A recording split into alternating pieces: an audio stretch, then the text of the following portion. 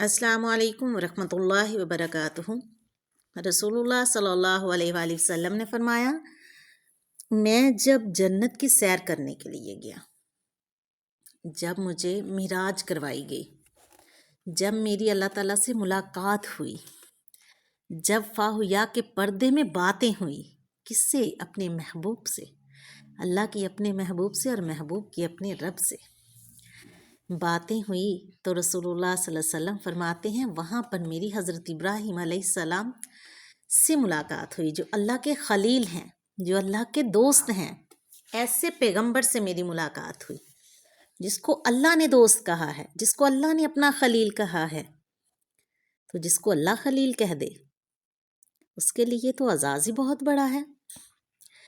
تو رسول اللہ صلی اللہ علیہ وسلم فرماتے ہیں کہ میری ملاقات حضرت ابراہیم علیہ السلام سے ہوئی، تو حضرت ابراہیم علیہ السلام مجھے کہتے ہیں کہ محمد صلی اللہ علیہ وسلم اپنی امت کے لوگوں کو بتا دینا جا کر، میرا پیغام دینا جا کے، میری بات سنانا جا کے، انہیں کہنا کہ آپ کے باپ، آپ کے پیغمبر، اللہ کے دوست خلیل اللہ نے کہا تھا کہ جنت کی زمین بہت ویران ہے، وہ چٹیل میدان ہے، اس کو آپ نے آباد کرنا ہے، آپ نے اس کو تعمیر کرنا ہے، آپ نے اس میں رہنے کی جگہ بنانی ہے۔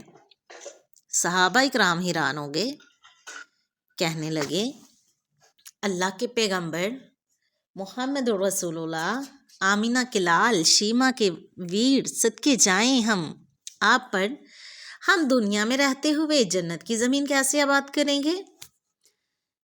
تو حضرت محمد رسول اللہ مسکرا پڑے۔ آپ صلی اللہ علیہ وسلم جب مسکرائے نا تو صحابہ اکرام بھی مسکرا پڑے، کہنے لگے اللہ کے نبی آپ مسکرا رہے ہیں، جنت تو آپ دیکھ کے آئے ہیں، ہم نہ جنت گئے نہ جنت دیکھی، تو ہم جنت تعمیر کیسے کریں گے اپنے لیے؟ ہم اپنے رہنے کی جگہ کیسے بنائیں گے؟ تو رسول اللہ صلی اللہ علیہ وسلم نے فرمایا، انہوں نے مجھے یہ بھی پیغام بتایا کہ آپ جنت کیسے تعمیر کریں گے؟ جب آپ سبحان اللہ، کتنا چھوٹا سا لفظ ہے سبحان اللہ، جو ہمیں کوئی وقت کی معین مقررہ وقت نہیں ہے کہ ہم کس وقت میں اس کو پڑھیں، کوئی مقررہ وقت نہیں بتایا، بس بتایا پڑھو۔ کیا پڑھو؟ سبحان اللہ۔ کیا آپ سبحان اللہ پڑھیں گے؟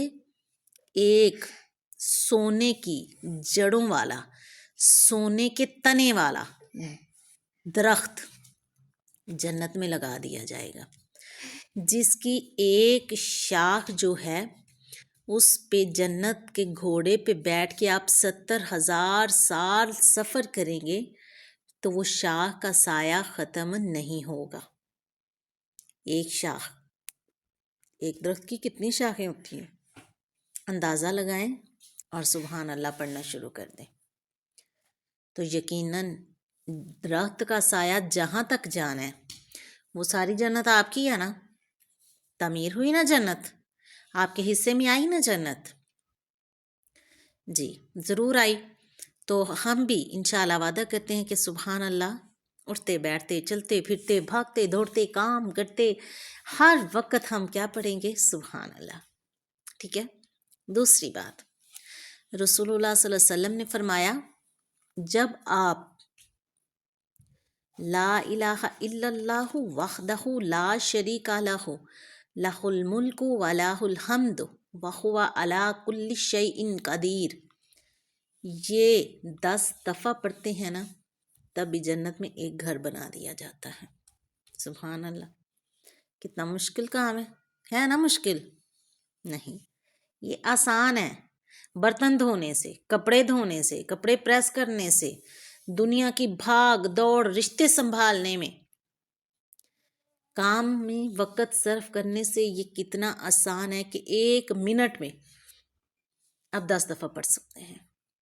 تو جنت میں گھر تعمیر ہوا؟ ہو گیا۔ جس شخص نے ایک دن میں 12 سنتیں ادا کی، جس شخص نے ایک دن میں 12 سنتیں ادا کی، اس شخص کے لیے بھی جنت میں ایک گھر بنا دیا جائے گا۔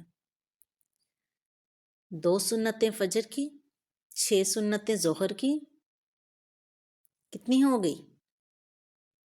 8، اور 2 سنتیں مغرب کی 10،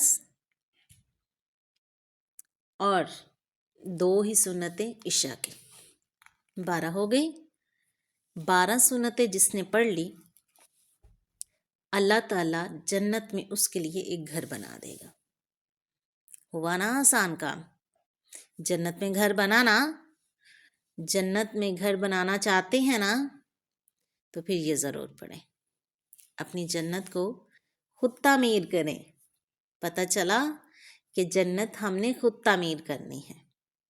سبحان اللہ پڑھنا ہے، شکر گزاری کے پودے لگانے ہیں الحمدللہ کہہ کر، سبحان اللہ پڑھ کر درخت لگانے ہیں، لا الہ الا اللہ وحدہ لا شریک لہ لہ الملک و لہ الحمد وہو علی کل شیء قدیر پڑھ کے ہم نے جنت میں گھر بنانا ہے، اور سنتیں پڑھ کے بھی جنت میں گھر بنانا ہے۔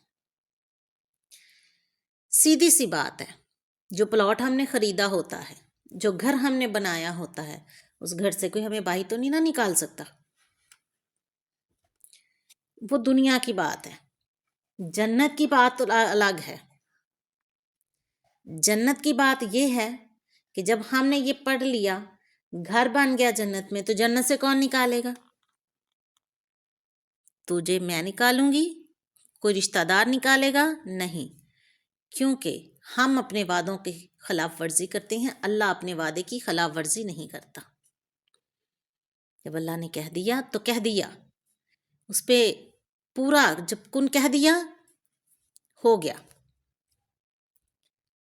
تو آپ اس وجہ سے کوشش کریں کسی کی بات کرنے سے سبحان اللہ پڑھیں، کسی کی دل آزاری کرنے سے سبحان اللہ پڑھیں، کسی کی باتوں کی ٹو لگانے سے سبحان اللہ پڑھیں، کسی کے پیچھے پڑھنے سے سبحان اللہ پڑھیں، کسی کی جاسوسی کرنے سے بہتر ہے کہ لا الہ الا اللہ وحدہ لا شریک لہ لہ الملک و لہ الحمد وہو علی کل شیء قدیر، یہ پڑھیں، جس سے جنت میں گھر بن جائے گا۔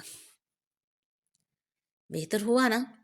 جب پڑھیں گے، اس اللہ نے جب جنت میں گھر دے دیا، جنت میں گھر بنا دیا، تو وہ کبھی بھی ہمیں جنت سے نکال سکتا ہی نہیں، کیونکہ خلاف ورزی کرنا میرے اللہ کا قول نہیں ہے،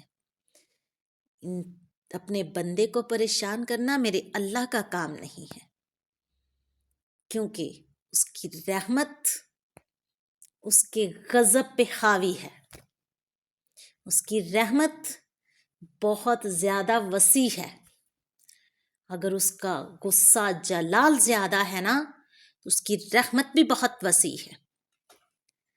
غصے جلال پہ غالب آ جاتی ہے اس کی رحمت، اس وجہ سے وہ کبھی بھی ہمیں جنت کے گھر سے نکال سکتا نہیں۔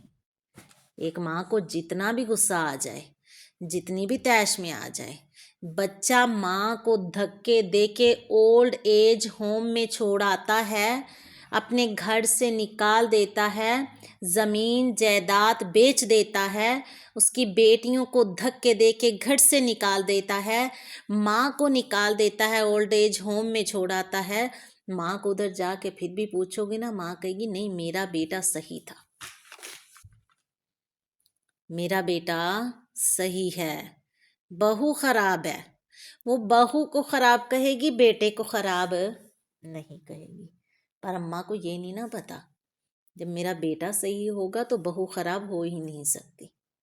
اس وجہ سے اللہ بھی اپنے بندے کو اس طرح گھر سے نکال نہیں سکتا، اپنے بندے کو پریشان کر نہیں سکتا، اپنے بندے پہ غضب ہو نہیں سکتا، اپنے بندے پہ غصہ نہیں ہو سکتا، کیونکہ ایک ماں اگر اپنے بچے کی برائی نہیں نہ کر سکتی تو وہ تو 70 ماؤں سے بڑھ کر تیرے میرے سے پیار کرتا ہے، وہ گھر سے کیسے نکالے گا؟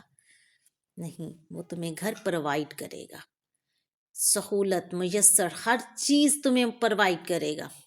اس وجہ سے کوشش کیا کریں اپنے اللہ کی بات مانیں، احکام رسول، احکام خدا مانیں، تاکہ جنت کے حقدار بن جائیں. عمل کریں گے؟ انشاءاللہ کریں گے، ضرور کریں گے.